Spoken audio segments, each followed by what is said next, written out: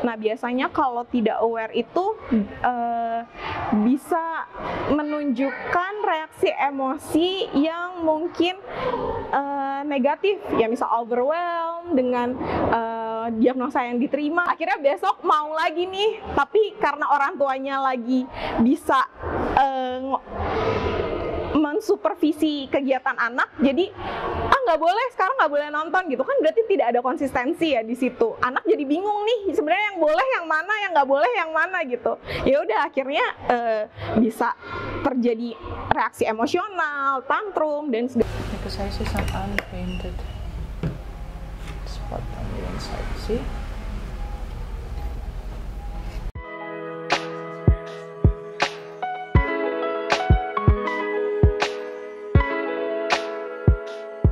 Hi, my name is Raisa, the artist behind this artwork.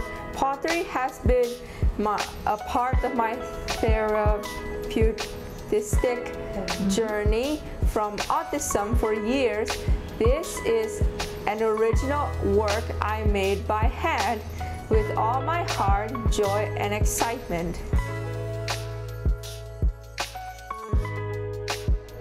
Perkenalkan, saya Tiara Maharani Harahap. Saya adalah psikolog klinis anak dan remaja. Oke, untuk tantangan utama itu biasanya memang beberapa orang tua ada yang tidak aware akan hal itu, akan diagnosa, arah diagnosanya gitu.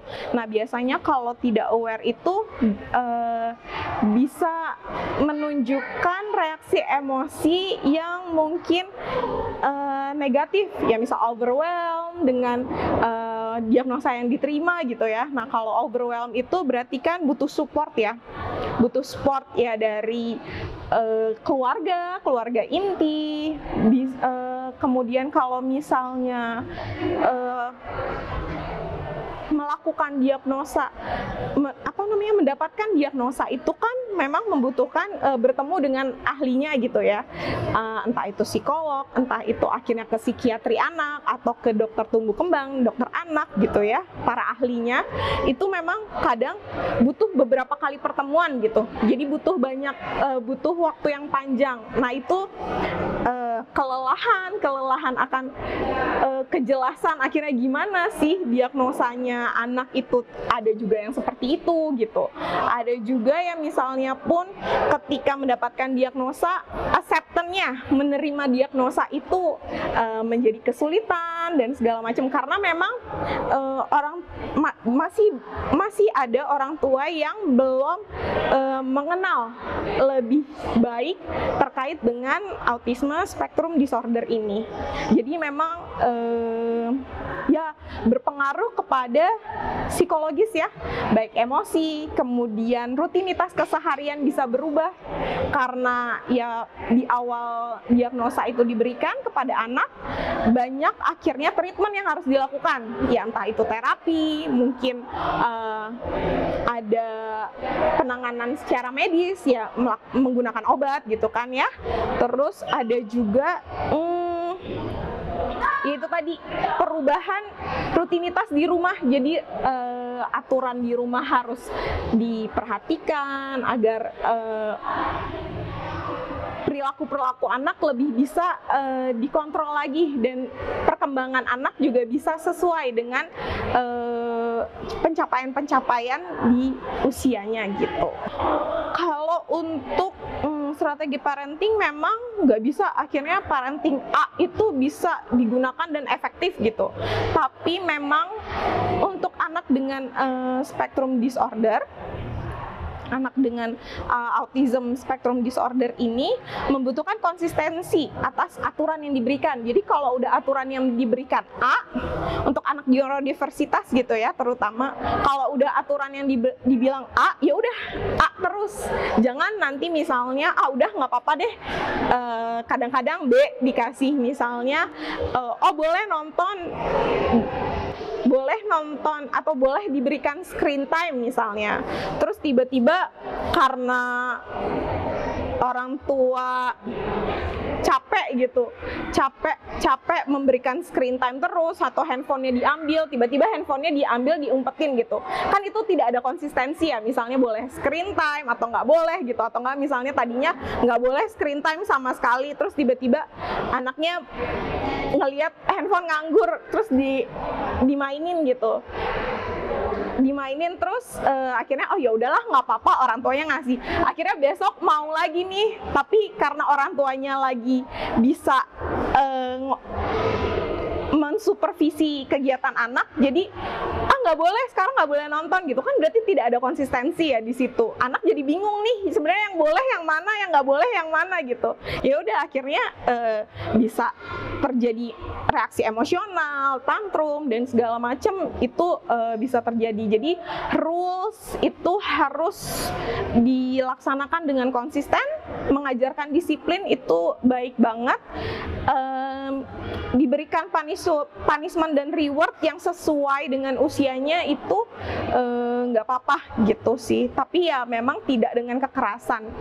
Terus kemudian memperkenalkan anak ke berbagai ketertarikan atau misalnya bakat minatnya anak, misalnya dikenalkan satu-satu, misalnya oh dilihat-lihat anaknya suka ngeliatin misalnya pesawat gitu, coba mulai bisa ditekunin apakah dia suka menggambar pesawat atau memang dia suka bentuk-bentuk pesawat gitu. Jadi misalnya jadi kolektor main-mainan gitu, pesawat dia bisa tahu pesawat dari A sampai Z gitu misalnya. Kemudian apa nih perbedaannya ini gitu. Entah itu bisa jadi misalnya Lego-legoan atau mainan yang bisa disusun menyerupai pesawat gitu, bisa apakah dia tertarik dengan hal itu, jadinya kan bisa melatih untuk visual spasialnya dia, tapi juga hal-hal yang dia senangi gitu.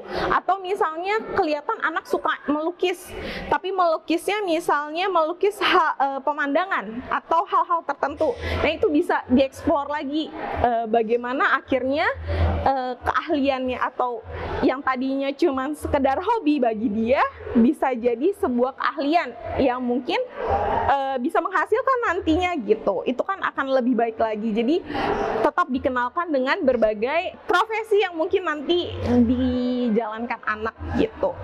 Terus kalau untuk pola asuh lagi di rumah itu terkait rutinitas ya. Kalau misalnya tadi minat bakat tetap harus dieksplor, otomatis kan kita juga berharap anak nantinya akan mandiri, setidaknya membutuh bantuan dari orang lain yang terdekat itu seminimal mungkin gitu kan ya. Jadi maka dari kecil, ketika kecil sudah diajarkan tentang life skill atau bantu diri sedini mungkin gitu. Kalau misalnya anak sudah bisa motoriknya udah lancar, bisa makan sendiri gitu di usia 4-5 tahun, makan sendiri, nyendok sendiri gitu. Itu udah mulai dilatih gitu secara ini. Kemudian cuci piring sendiri gitu. Life skill itu udah bisa diajarkan sedini mungkin sesuai dengan usia tahapannya, seperti itu. Jadi selain dia memiliki rutinitas keseharian, dia juga tahu nih rules mana yang boleh, mana yang nggak boleh, itu diperkenalkan. We need to put an even coat of paint. Is it nice? Like a sheet. And glazing, you need to do it in one stroke, like that. Here, I'm stirring. Okay.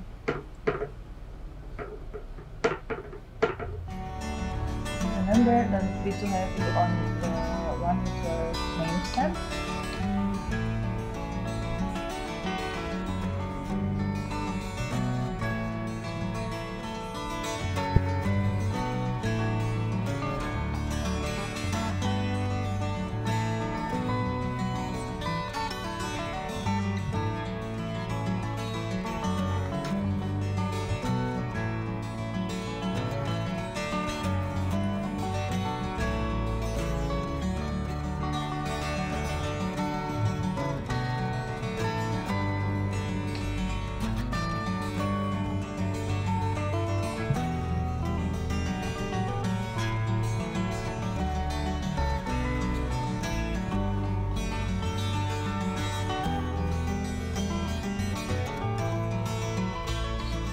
So we don't have water. For glaze, it won't work that way.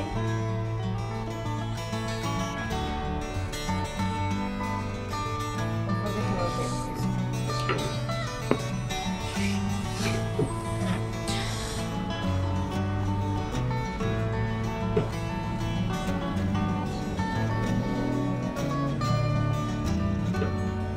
That's why sometimes when people use glaze, they tend to dip it.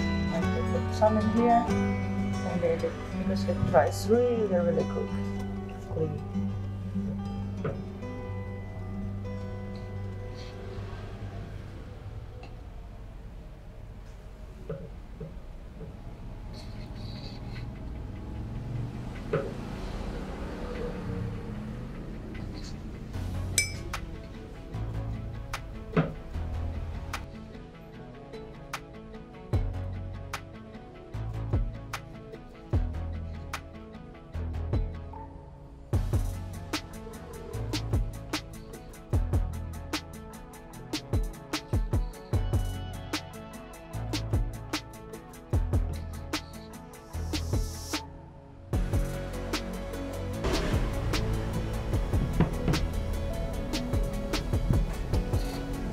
Part of it, because I see some unpainted spot on the inside. See?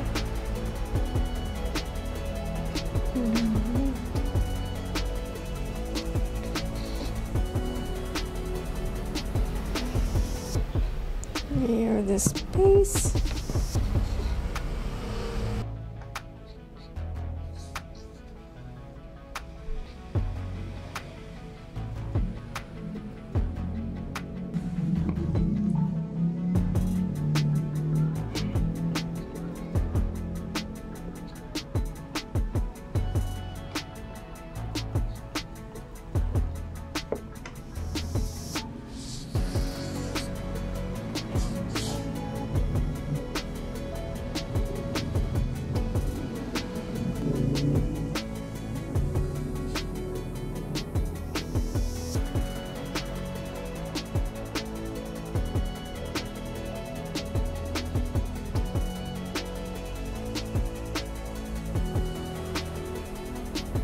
There.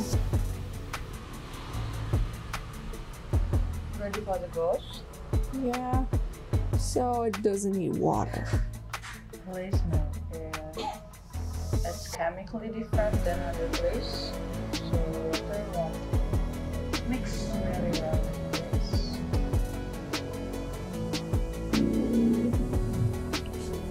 That would be enough. Now for the ghost, I think you can use just the White. the one that is labeled and gold. What is this water for again? It should be for our work later, but it's okay. You can change new water. Yeah. Now for the ghost, now look at the ghost first, and then decide on what color that you The want. hat will be black, but yes, that will be yellow. Then we can find something from the bottom. Thank you for watching, and don't forget to like and subscribe.